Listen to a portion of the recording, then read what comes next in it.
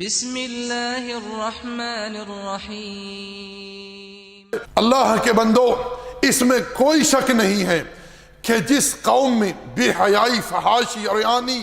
زنا، شراب نوشی، جوا، بے پردگی یہ گناہ عام ہو جائیں، وہاں عذاب نازل ہوتا ہے، وہاں ایسی بیماریاں آتی ہیں جن بیماریوں کو ہمارے اسلاف بھی نہیں جانتے تھے۔ یہ ساری چیزیں مسلم ہیں، کوئی شک و شبہ نہیں ہے، لیکن میں ایک بات کو یہاں ایڈ کرنا چاہوں گا بطور نصیحت کی۔ میرے بھائیو یاد رکھیں، جب تک کوئی مرد ہو یا عورت کسی گناہ کے وہ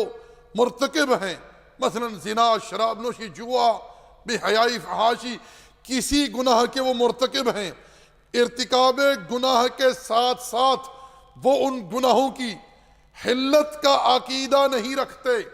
حلت کا عقیدہ نہیں رکھتے۔ مثلا اللہ جل وعلا نے زنا کو حرام ٹھہرایا ہے، شراب کو حرام ٹھہرایا ہے، جوئے کو حرام ٹھہرایا ہے، سود کو حرام ٹھہرایا ہے، کسی جان کو ناحق قتل کرنے کو حرام ٹھہرایا ہے، سور کے گوشت کو حرام ٹھہرایا ہے، خون کو حرام ٹھہرایا ہے، مردار کو حرام ٹھہرایا ہے۔ اللہ تعالیٰ نے ان تمام امور کو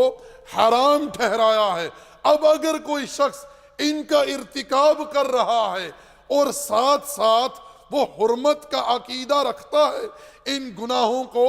حلال نہیں سمجھتا،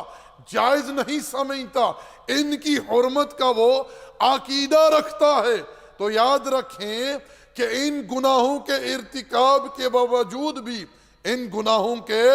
ارتکاب کے باوجود بھی وہ شخص دائرہ اسلام سے خارج نہیں ہوگا، وہ مسلمان ہی رہے گا، وہ مسلمان ہی رہے گا۔ اگر وہ ان گناہوں کے ارتکاب کے ساتھ ساتھ مر گیا تو اس کا معاملہ اللہ کی مشیت پر ہے، ہم اسے ابدی جہنمی نہیں کہتے، الا اگر وہ حالت شرک پر مرا، اگر وہ حالت شرک پر مرا۔ کفر اور شرک کے علاوہ جتنے گناہ ہیں وہ اللہ جل وعلا کی مشیت پر ہیں، کیونکہ رب ذوالجلال تقدس و تعالی کا ارشاد ہے، ان اللہ لا یغفر ان یشرک بہ ویغفر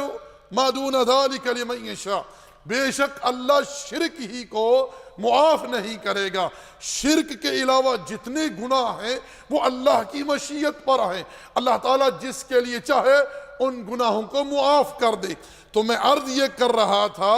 کہ اگر کوئی شخص گناہوں کے ارتکاب کے ساتھ ساتھ ان گناہوں کی حلت کا عقیدہ نہیں رکھتا، ان گناہوں کو جائز نہیں سمجھتا، حلال نہیں سمجھتا، مجرد کاہلی، سستی، بے پرواہی یا کسی وجہ سے وہ گناہ کر رہا ہے، ایسا انسان مسلمان رہے گا، دائرہ اسلام سے خارج نہیں۔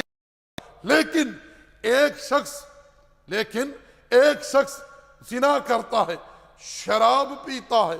جوا کھیلتا ہے، سور کا گوشت کھاتا ہے، مردار کھاتا ہے، اور ساتھ ساتھ یہ بھی کہتا ہے کہ یہ ساری چیزیں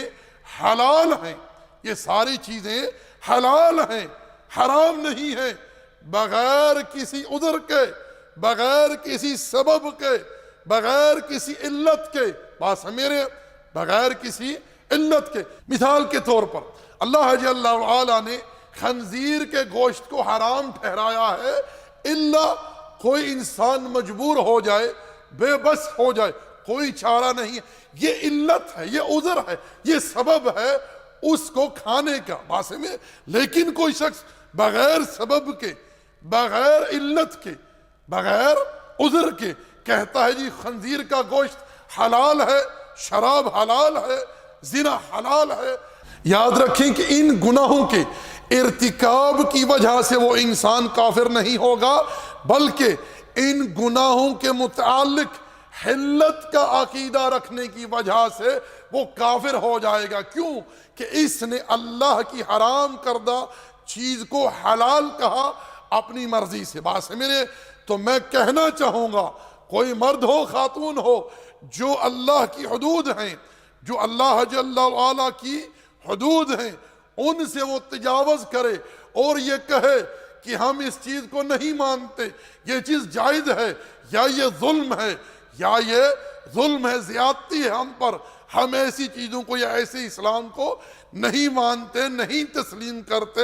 تو جان لیجئے کہ اس قسم کا مرد ہو یا عورت، یہ اپنے اس قول اور فعل کی وجہ سے، کردار کی وجہ سے